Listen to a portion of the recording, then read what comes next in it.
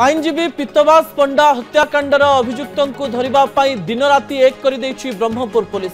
अपराधी को गिरफ करने को गढ़ा जाइथिबा 6टी टीम भितर 3टी टीम जिलार विभिन्न थाना अंचल चढ़ाऊ जारी रखिछि।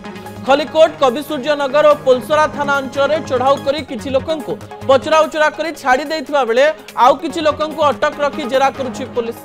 पीतवासंकर आईनजीवी बंधु कहते एही हत्या अत्यंत योजनाबद्ध भाव में करा जाइथिला।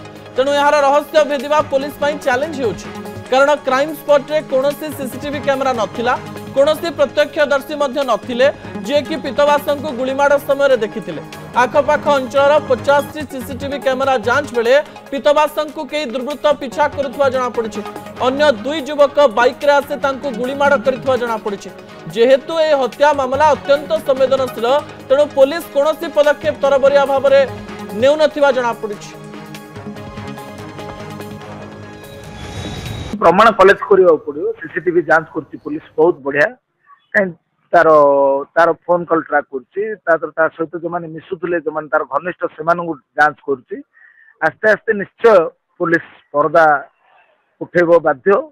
मुख्य मुद्दा को धरिया पे ए हापाजाली का गोटे आनी की बांधी की पठे दबा नीति पुलिस नाही एथरो स्पष्ट प्रमाणित होछि।